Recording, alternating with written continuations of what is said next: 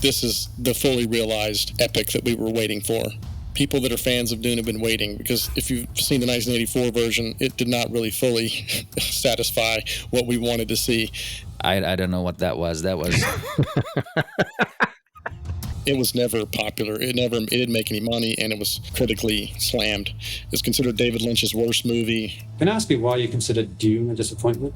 The special effects are laughable. That's why I'm so thankful for the new Dune. That's what I'm saying. When you see the new one, you're like, okay, we finally have the ability to make this look amazing. The special effects are seamless. It's like, this looks real. It doesn't look plastic or fake. the shots, the composition. It's kind of like a storytelling technique in itself. It brought me to Arrakis. I was there.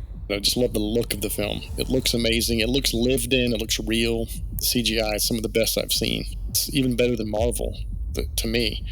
This just feels bigger than the first. The tone is different. There's humor in it. There's a lot more going on plot-wise, a lot more intrigue, politics, and really get into more depth with the characters as well. So what's your major complaint about this movie? Well, I have a couple of questions as far as the way the story's structured. I was confused in a couple of spots where it kind of just jumped from one thing to another thing with no explanation.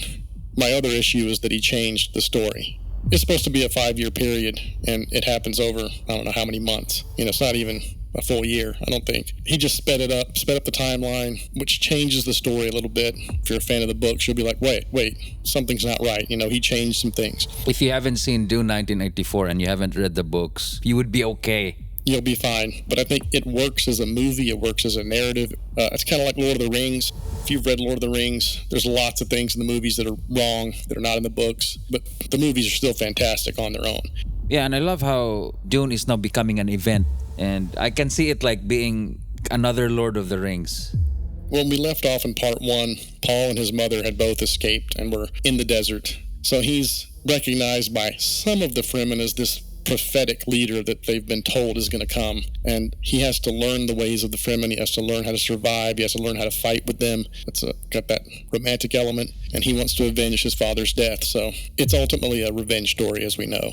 Do you think he's found the role of his life? Well, it's certainly the biggest role that he's had in his career. He's done a lot more indie movies, smaller roles. He's proven himself to be a great actor already in smaller things. But in terms of emoting and anger and especially all the physical requirements of this role, where he had to learn how to fight and all those things, yeah, I would say that this is the biggest role of his career, and he did a great job. Yeah, and I love how he's not a big guy, big muscular guy, which is the typical choice of an action hero. But he's not tall, he's not buff. He just relies on courage, like when he rode the worm. You're looking at a Messiah type figure, like a Jesus or a Muhammad. So obviously, it's not based on his physical abilities. Like, how many names does he have? He's like Paul Atreides, Lisan Al-Gaib, Utok, Kwasats Haderach, and Muad'Dib. Like what? 5 names? Yeah, there's a lot of names. What's the need? It's like the world religions as well, how there's different names for, like Jesus has lots of different names. And because the Fremen have their own language, so part of it's their language, and then some is the Bene Gesserit. Lisan Al-Gaib, from the way it sounds Arabic. So yeah. In June 1984, they even called the war jihad. So is it safe to say that the Fremen are kind of Muslims? A lot of the stuff sounds like it's Arabic and Hebrew, actually, a lot of the language that they use, because it's all about religion, right? And most of the world religions come from the Middle East. So, but that's another reason why I didn't like that they used the word Messiah, because it's like, it doesn't fit into this universe. This is a different world. It's not our world. And you differentiate it by not using that specific language. Like, stop saying Messiah, but I know they're using that word because we will understand